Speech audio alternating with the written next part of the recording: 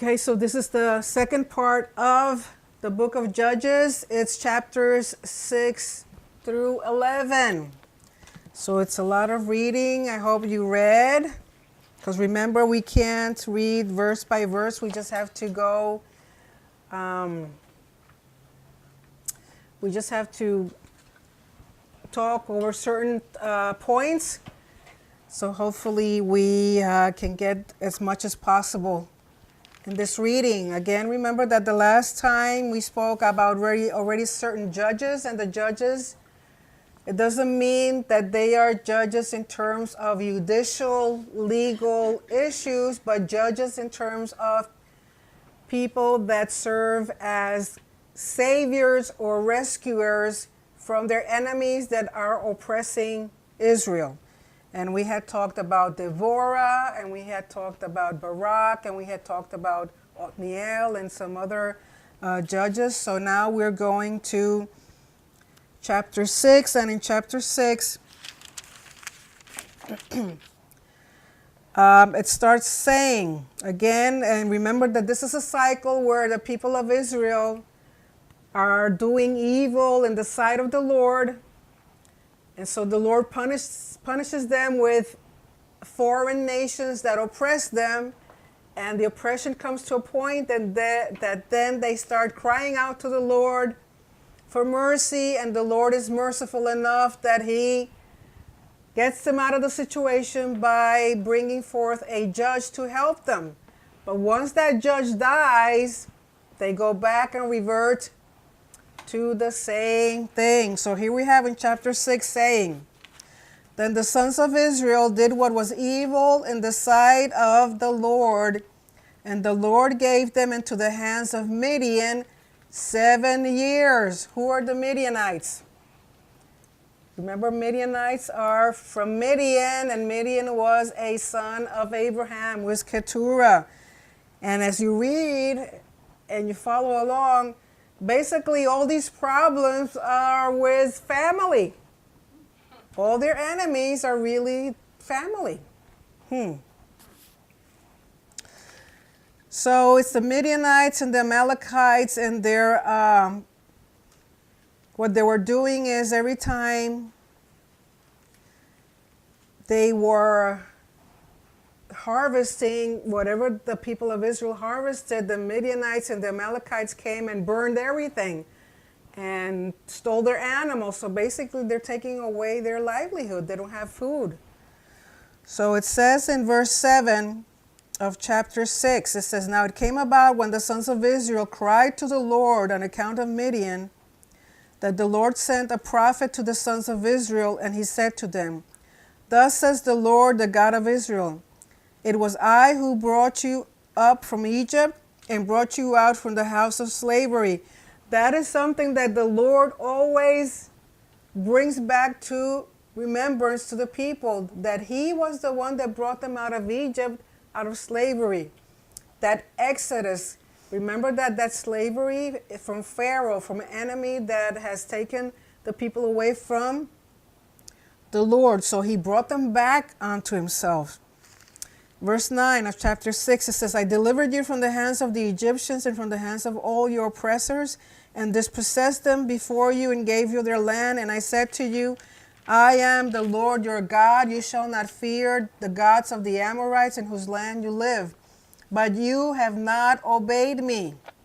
Verse 11, it says, "Then the messenger of the Lord came and sat under the yoke that was in Ophrah, which belonged to Joash the Abiezrite, as his son Gideon was beating out wheat in the winepress in order to save it from the Midianites." Now you have to understand that when they had wheat, they gathered wheat, they would bring it to the threshing floor, right? And they would kind of like smash the wheat to get the grain out, and then they would sift it, throw the grain into the air so that the shaft would be taken away by the wind, and they could separate the grain from the shaft. But what he was doing, he wasn't a wine press. For those of you that have been to Israel and you've seen the wine press that are in Israel, they are almost like caves. You have like a pit, and then under that pit, there's another pit. So I don't know if you remember watching Lucy, I Love Lucy, where she was trampling okay, so the top part of that wine press is like that, where they put the grapes, and there you're, with your feet, you're smashing the grapes, and so the juice goes into the second pit that's on the bottom. So it fills up with the wine.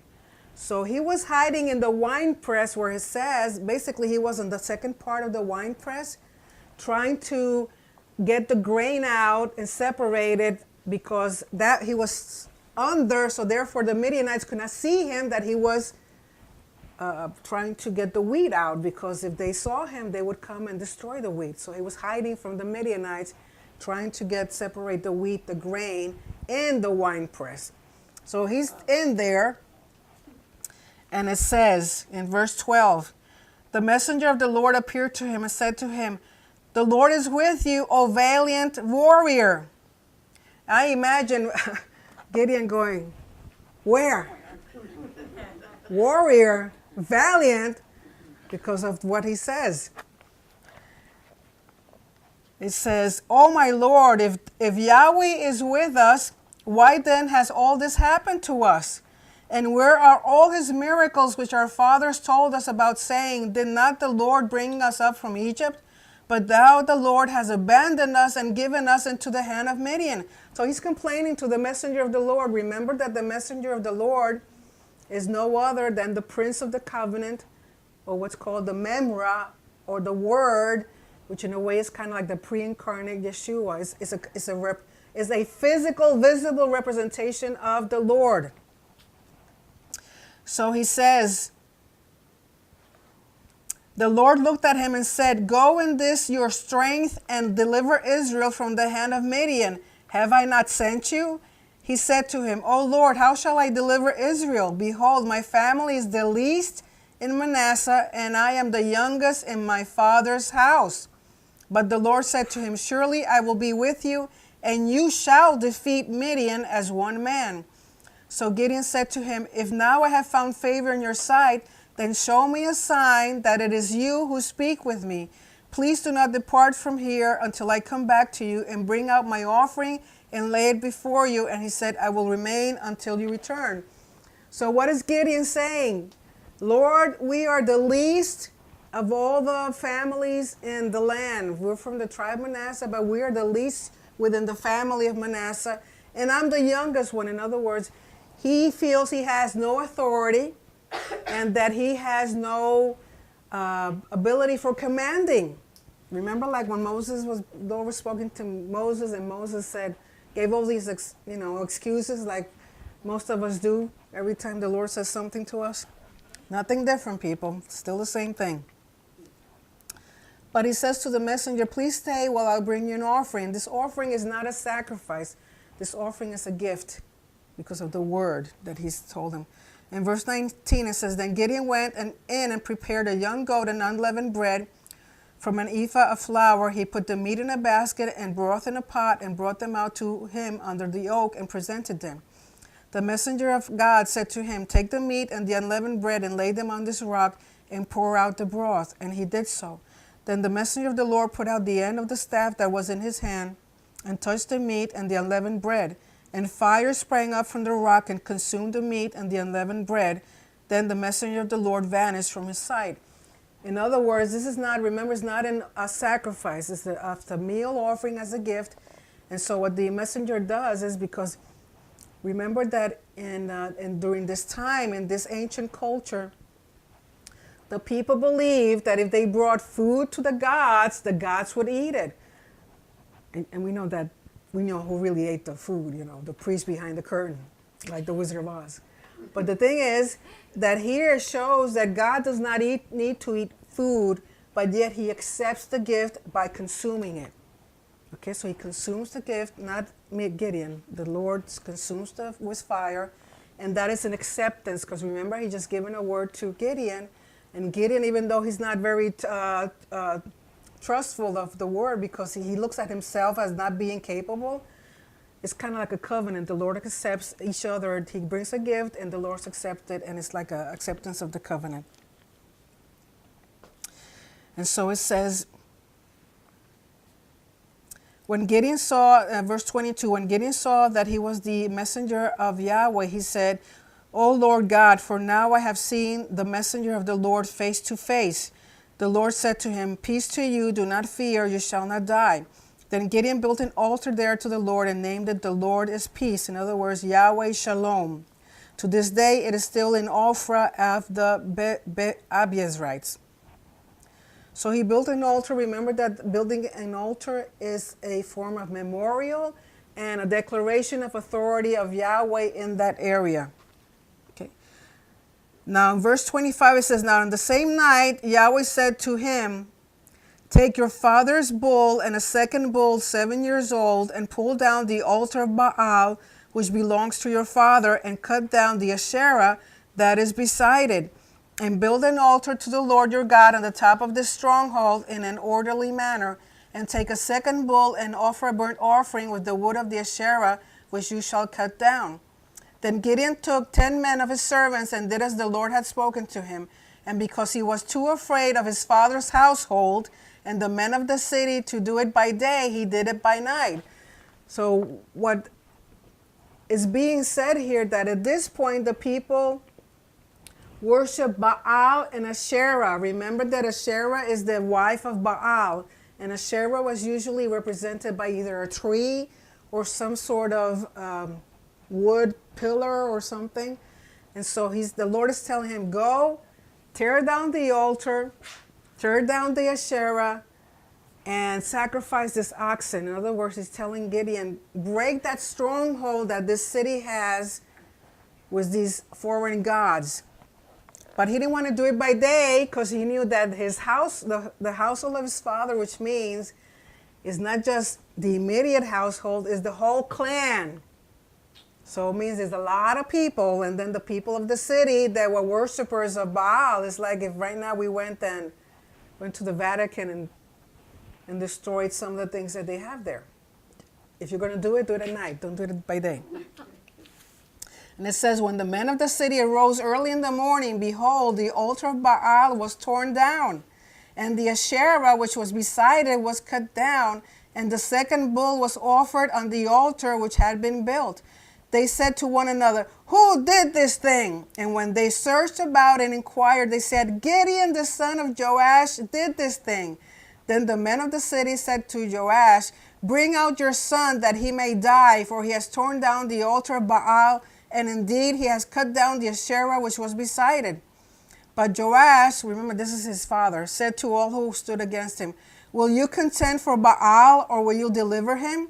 Whoever will plead for him shall be put to death by morning. If he is a god, let him contend for himself, because someone has torn down this altar. In other words, the father is telling them, if this Baal is a true god, as we believe he is, he'll take care of business. We don't have to do anything for him, because they understood that the gods took care of each other themselves. So basically saying, if this Baal is really, mad and we did something was wrong, he'll take care of it. You don't have to do it for him. So verse 32 says, Therefore on that day he named him Jerubbaal, that is to say, let Baal contend against him, because he had torn down his altar.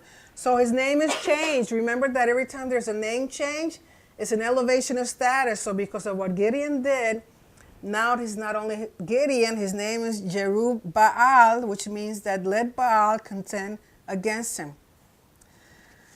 Now in verse 33 it says, the Midianites and the Amalekites came against them in Jezreel. And in verse 34 it says, so the Spirit of the Lord came upon Gideon. And I was in the Hebrew is the word labesha, and I was looking into it, and it says, every time that the word says that the Spirit of the Lord came upon a person means to clothe, like when someone is putting on clothes. It says the Spirit of Yahweh put on Gideon. What it means is that the Spirit of Yahweh put on Gideon.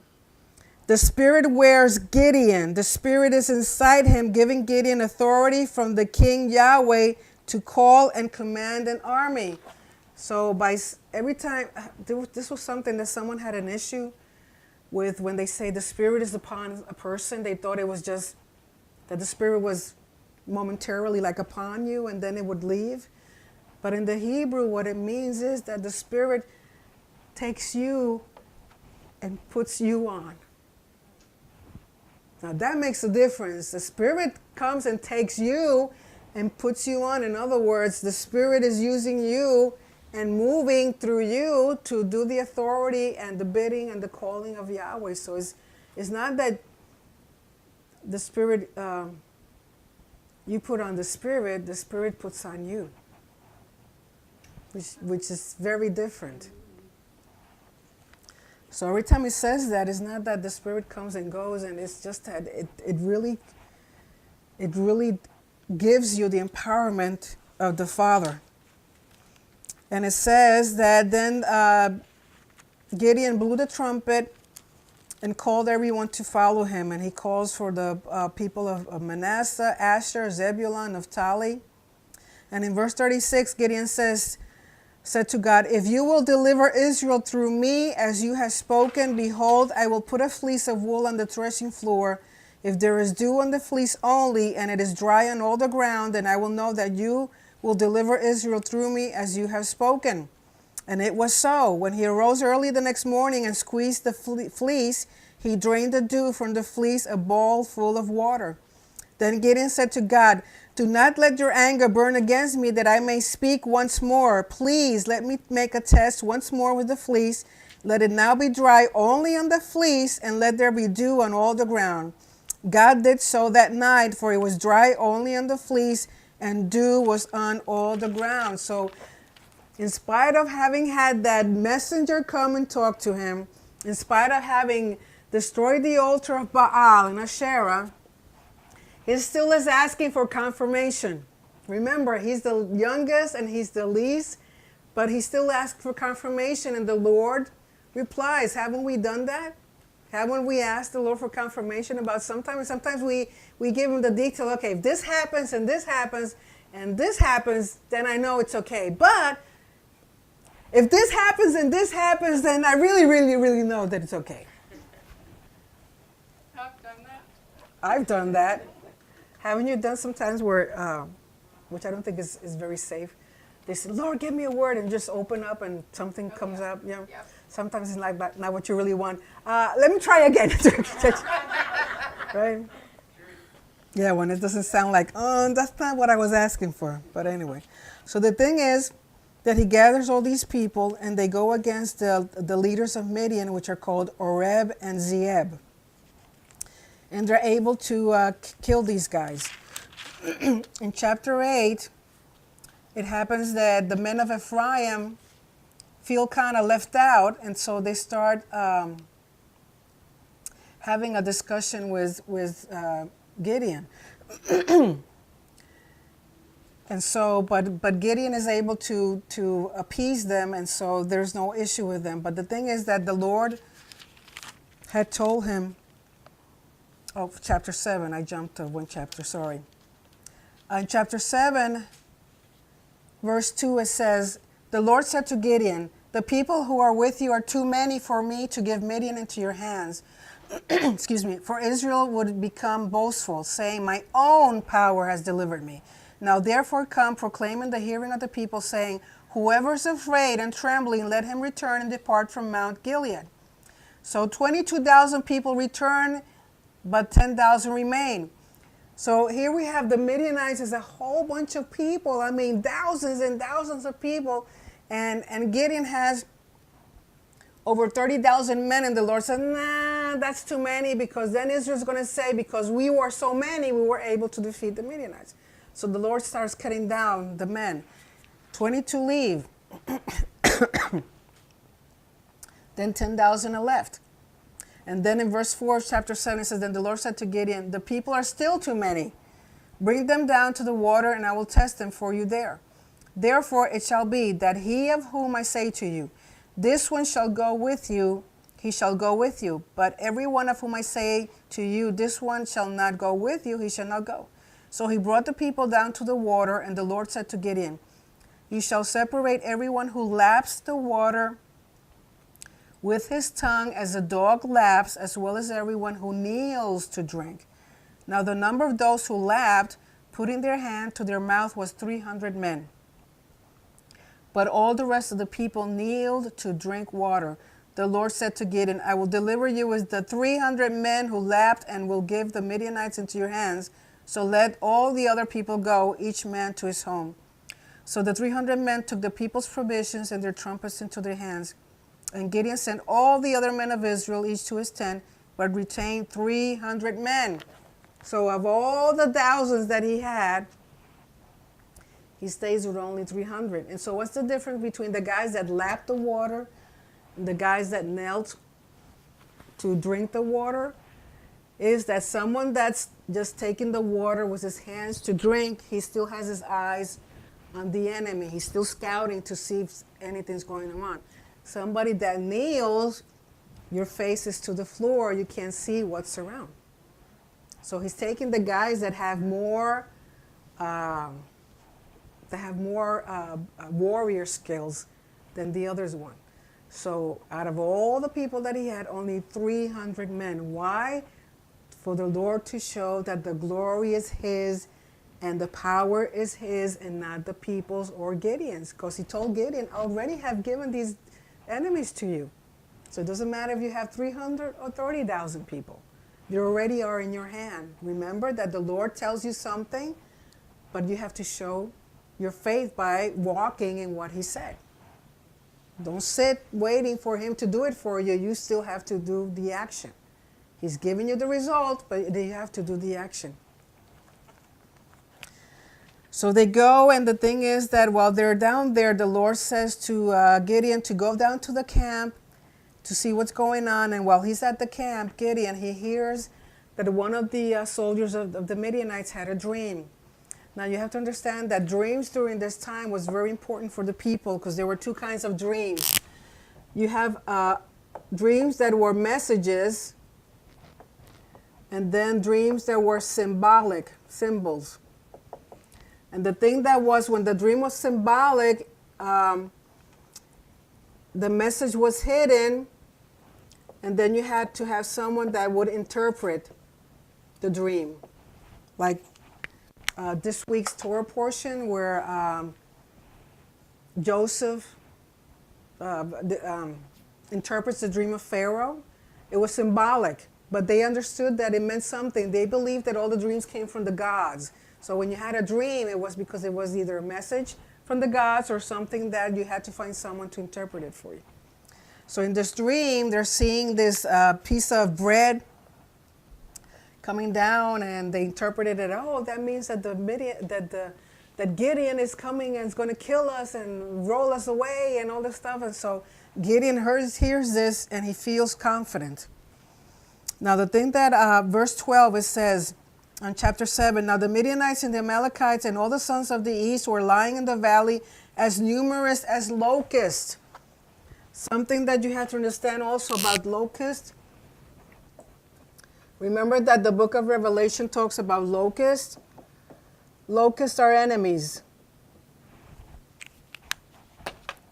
Because the locust is an insect that when it comes in large amounts, they're so dangerous in the sense that they eat up anything. So basically they cause a lot of devastation. But only when they're in large numbers, in swarms, are they devastating. So basically the enemies of Israel in Revelation, they're described as locusts. It is not insects flying around and eating everything. It's really enemies. Whatever enemies that Israel has. They act like locusts in terms of swarm, and they come and devastate the people. So the thing is that the Lord tells them, gives them a strategy of how to win against the Midianites by using some pots and some shofar and some torches. And they do it in a way, he divides the 300 men in three camps.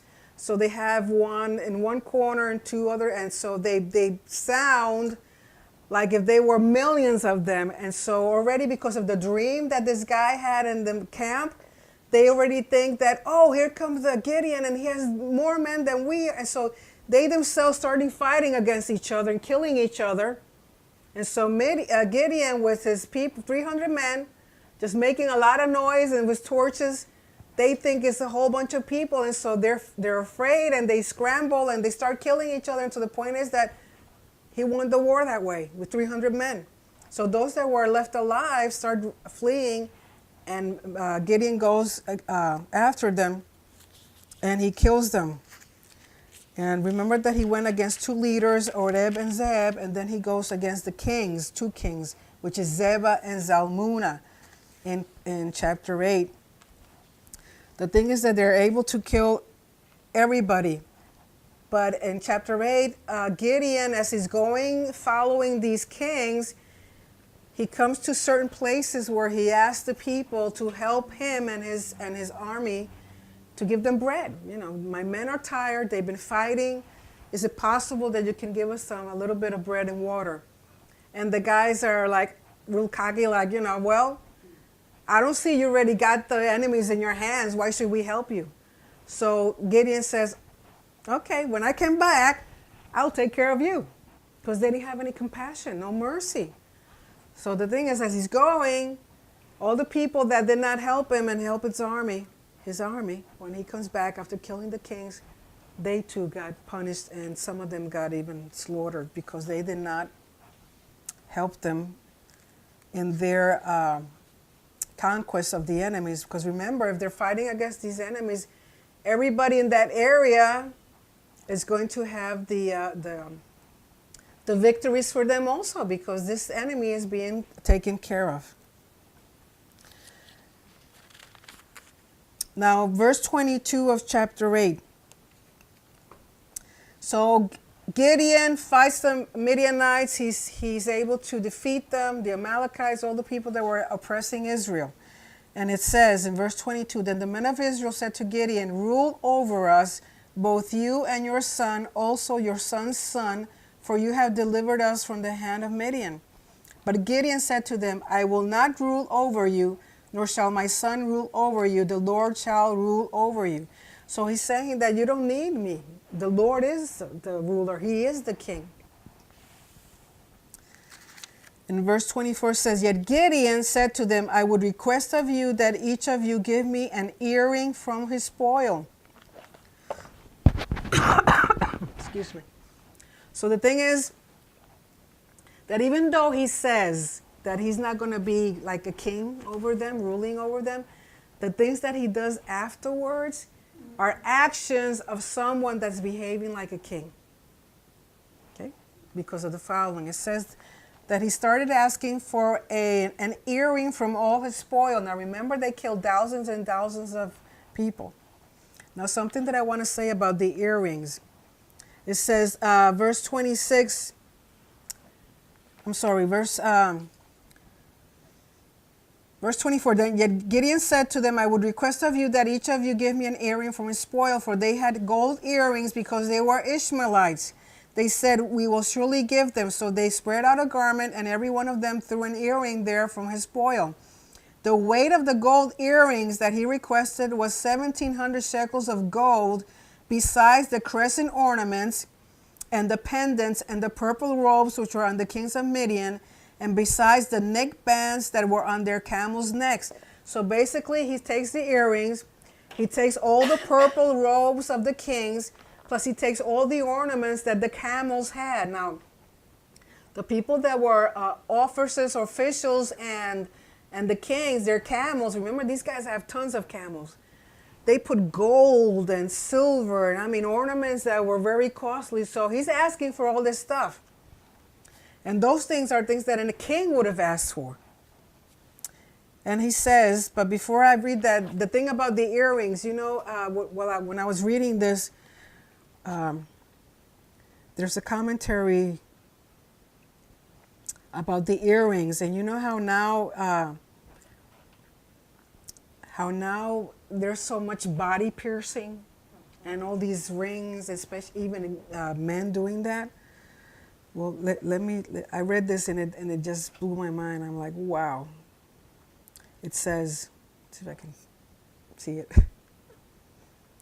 It says about the earring. It says, rather, the earrings symbolize the relationship between the deity and the worshiper at several levels. So the earring is a symbol between the God that the person is worshiping and the individual. Says, since deities are often portrayed with holes in their ears or as wearing earrings, they represent precious gifts from the devotee to the deity. Okay, so they made images of their gods with holes or with earrings. So if your image had a hole, you would bring an earring as a gift to your god. And it says, attached to the organ of listening, the earrings reminded the devotee to be ever attentive to the voice of the deity. So by putting their earrings on themselves, they were saying a reminder that we're listening to these gods. Like Aaron in Exodus 32, Gideon melted down the gold and used this sacred metal to create a new religious symbol. So basically the earrings or the piercing of body is a form of idolatry. So I don't think, the thing is, what I got from this is body piercing, all this body piercing, all these things they put. When they used earrings, the earrings during this time were symbols of idolatry to their gods.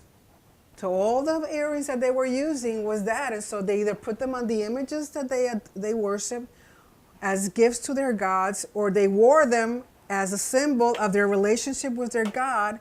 And also, one thing that I forgot to read, but it mentions, remember when in, I think it's Leviticus, when a slave that is with his master decides not to leave, but to stay with his master because he loves his master, that the master would pierce his ear.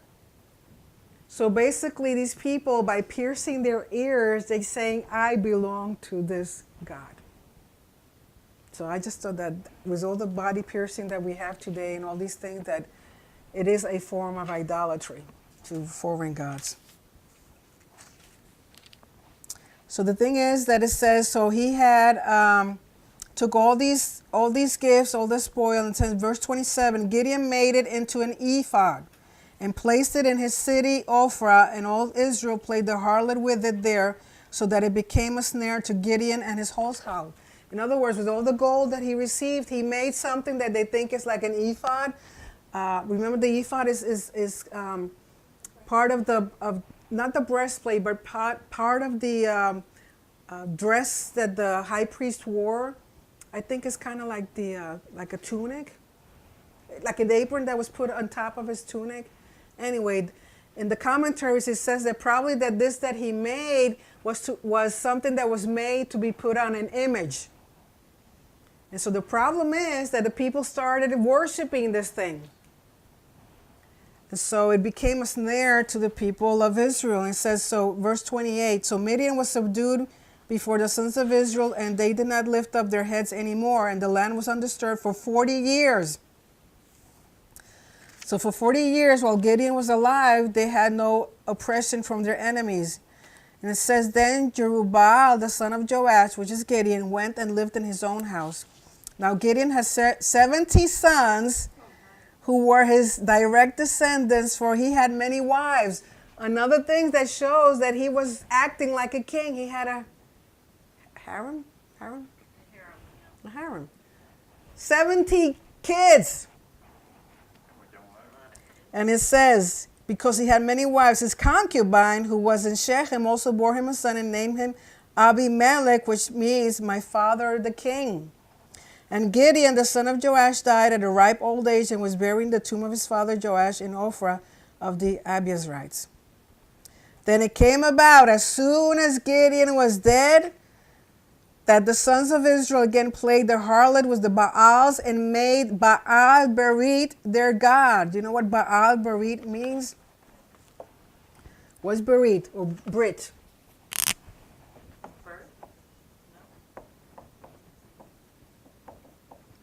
Or Brit. What's a Brit? God of covenant. So they call him Baal, their God of covenant. Who really is their God of covenant? Yahweh. So they've completely gone way out of line. So they're calling Baal their God of covenant.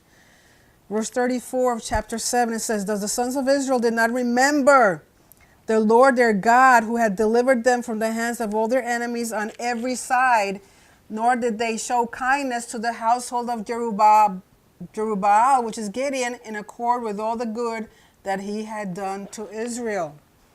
So how easily they forgot about God after 40 years. So what happens? Same thing all over again, the same cycle. Now in chapter 9, it talks about Avimelech. Remember, Avimelech is the son of Jerubbaal, or Gideon, that was born from one of his concubines. So this guy, in summary, chapter 9 talks about that this son wants to make himself king, and so he goes to his mother's family side and wins them over. He kills all his 70 siblings. Remember the 70 sons that Gideon had? He kills them all, except one, and that one is the youngest one, and he escapes.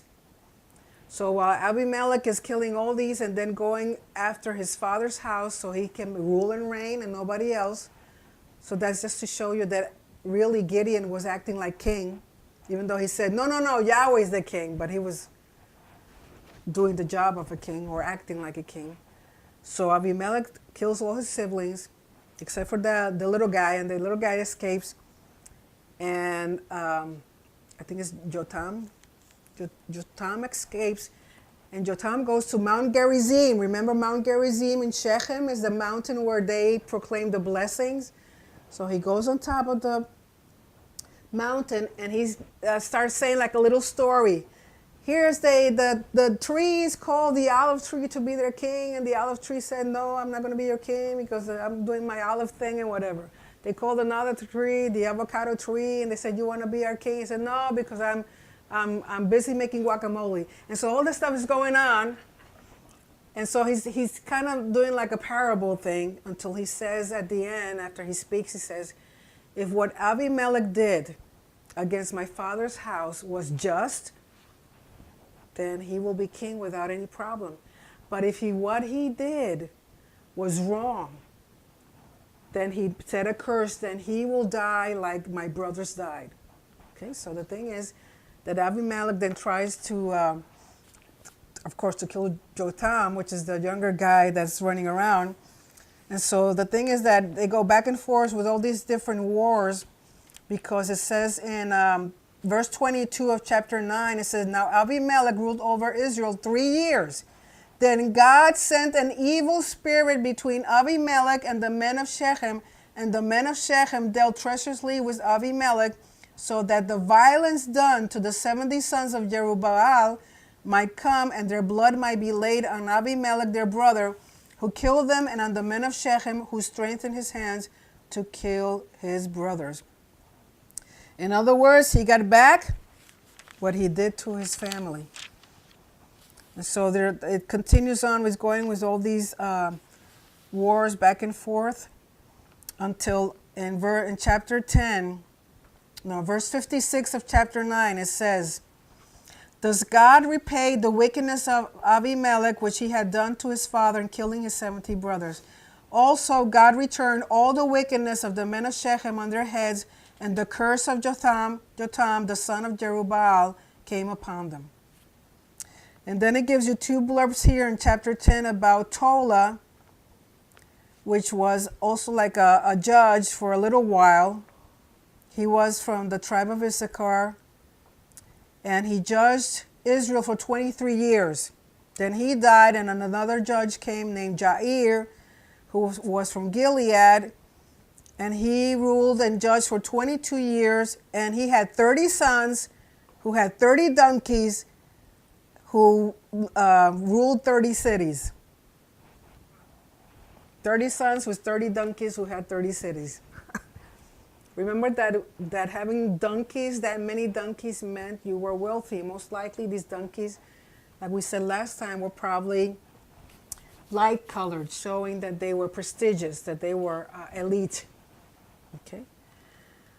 So in verse 6 of chapter 10, it says, Then the sons of Israel again did evil in the sight of the Lord, served the Baals and the Asherot, the gods of Aram. Now listen, it gets better. Not only Baal, now they're serving the gods of Aram, the gods of Sidon, the gods of Moab, the gods of the sons of Ammon, and the gods of the Philistines. Thus they forsook the Lord and did not serve him. The anger of the Lord burned against Israel, and he sold them into the hands of the Philistines and into the hands of the sons of Ammon. They afflicted and crushed the sons of Israel that year for 18 years. Now remember that the only people that are not really relatives is the Philistines, but Ammon was the son of Lot, one of the daughters of Lot.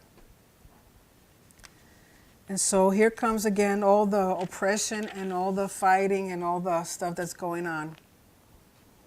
And in verse 10 of chapter 10 it says, And the sons of Israel cried out to the Lord, saying, We have sinned against you, for indeed we have forsaken our God and served the Baals. The Lord said to the sons of Israel, Did I not deliver you from the Egyptians, the Amorites, the sons of Ammon, and the Philistines? Also, when the Sidonians, the Amalekites, and the Maonites oppressed you, you cried out to me, and I delivered you from their hands. Yet you have forsaken me and served other gods. Therefore, I will no longer deliver you. Go and cry out to the gods which you have chosen. Let them deliver you in the time of your distress. The sons of Israel said to the Lord, We have sinned to do to us whatever seems good to you. Only please deliver us this day. So they put away the foreign gods from among them and served the Lord, and he could bear the misery of Israel no longer. I mean, how gracious is he? Because now it's not just Baal and Asherah, it's the gods of everybody. Because you have to understand, another thing is that they still couldn't get into their heads that Yahweh was an all-inclusive God, that he was a one-stop God. You know, that like, you don't need all these gods. I am all sufficient. So what they thought it was that Yahweh was more like a national God, that he was a God that had to deal with nations and wars, but they still couldn't understand that personal relationship. And when they talk about all these other gods of all these other nations, is that these people there was one thing that was called a family God. There was a God for the tribe. There was a God for the clan. There was a God for the nation. There was a God for the country. So they had a God for everything and for a different situation. And so, like, the smaller gods were more personal. Okay, this is my God. You know, like, remember the gods of that Rachel took from her father, from Laban? So, you know, this is my like my personal God. And anywhere I go with it because this is my God. And when I die, my firstborn will take my God, and now it's his God. And so they had a God at different levels. So they could not understand that Yahweh was a God for every single individual, the family, the clan, the nation, and for every situation. They still couldn't get that, so that's why they had all these other gods. And of course, the Lord, in his mercy, he still goes and listens through their cry. So what happens? It says that in verse 17, the sons of Ammon were summoned, and they camped in Gilead, and the sons of Israel gathered together and camped in Mizpah. The people, the leaders of Gilead, said to one another, Who is the man who will begin to fight against the sons of Ammon? He shall become head over all the inhabitants of Gilead. So in chapter 11, we have the story of Jephthah, from Gilead, who was a valiant warrior, but he was a son of a harlot. So what happens? That his father has sons with other wives, but Japheth was a son from a harlot, from a prostitute. So when it came time for the inheritance to be given away, to be given to the sons, they kicked them out of the house.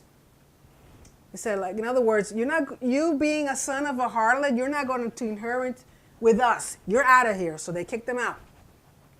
And so years passed because of all the oppression they were having from the enemies, and because he had demonstrated to be a warrior, a good warrior. Eventually the elders of the city call him back and say, please come back and defend us and fight for us. And he says, you kicked me out and now you need me? And he said, yeah, we're sorry, it's just a little family thing, but we need you. Please come back and you will rule over us. We'll give you anything you want. Just come and fight for us. So Japheth says, okay, if you guys are really going to do this for me, I will go and fight for you. And so in verse 10 of chapter 11, it says, the elders of Gilead said to Japheth, the Lord is witness between us. Surely we will do as you have said. Then Japheth went with the elders of Gilead, and the people made him head and chief over them. And Japheth spoke all his words before the Lord at Mizpah. So he's doing, all this is being done in the presence of the Lord as witness. So the thing is that Japheth does something, that he sends messengers to the king of his enemies. In other words, to try to negotiate. And the king of the Ammonites, what his complaint is, that Israel took away their land. Hello? You took our land. This is our land. It's not your land. And so it goes back and forth, and Japheth gives him all the history of how they got to where they're at.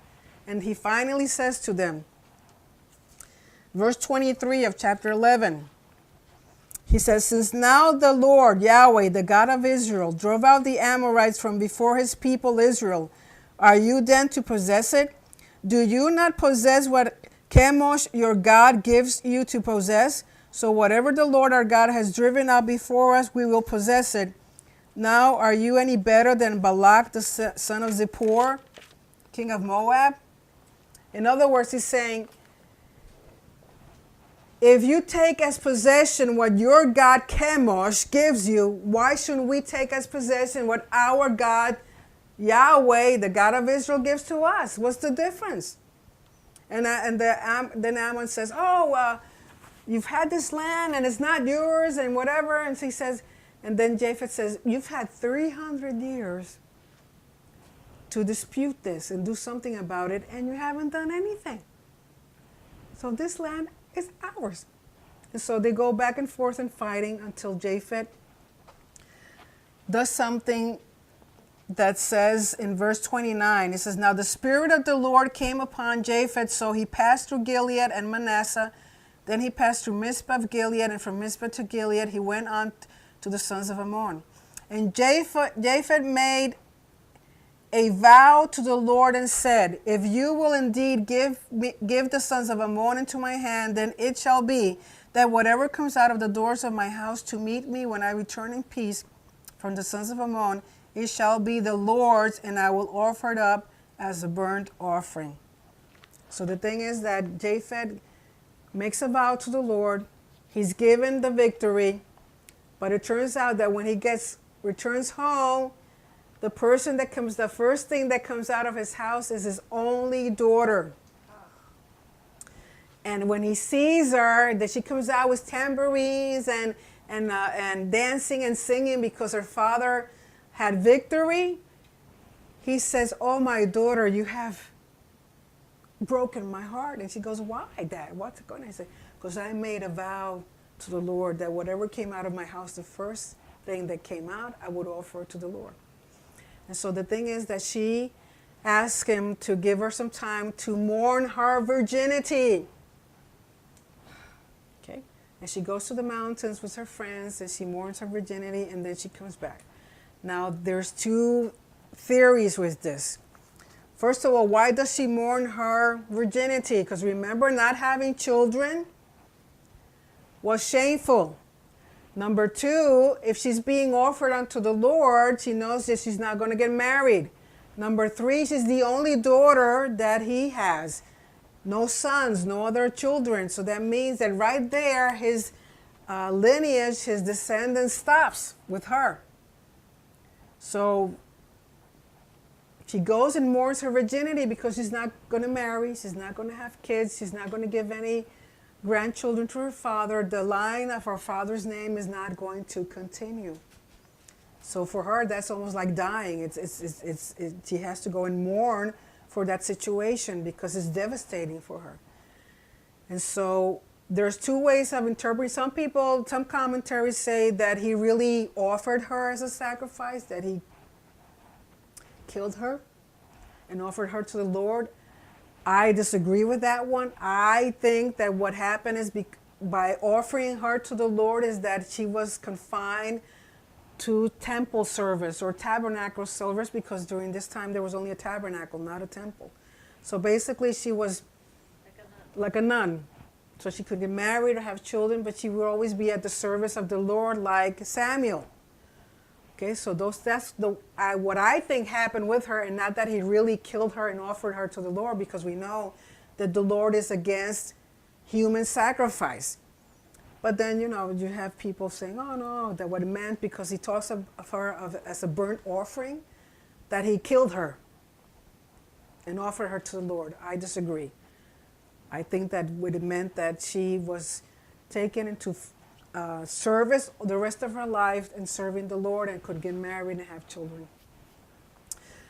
So up to that point, that's Japheth the judge. So again, remember that when we start reading again the other chapters next time, the same cycle. Japheth dies, and the people go against the Lord, and the Lord lifts up another nation to oppress them. Remember, it's a 7-cycle situation of judges where you have people disobeying and complete idolatry. They get oppressed, they cry out, and the Lord in his mercy comes back and gives them a judge.